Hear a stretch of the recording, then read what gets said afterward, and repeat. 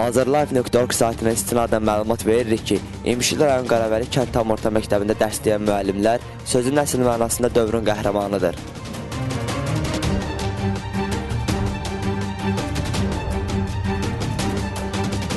Bizim sinifimiz çox bərbad və pis vəziyyətdədir. Sinifimizin divarları uçub, yağış yağanda, qışda yuxarıdan, tavandan axıb tökülən su bizi burada dərs keçməyə imkan vermir. Soğuq olduğuna görə də hər uşaq ən azı paltonla bu məktəbə gəlməlidir. Yəni, işığın da ucbatından və soğuğun da ucbatından dərs keçmək çox çətindir. Yəni, hər səfər dərs keçəndə əllərimiz cibimizdə olur deyil, soğuqdan.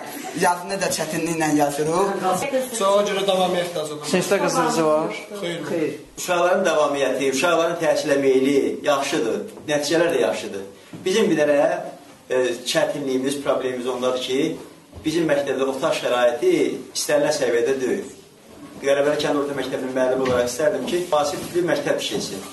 Mənim arzum budur və yəqin ki, təkcə mənim arzum yox, elə bütün kollektivin arzusudur bu. Bu məktəbin qəzalı vəziyyətdə olması bir yana, qapı pəncərəsinin qırıq olduğundan istiləşməsi qeyri-mümkündür.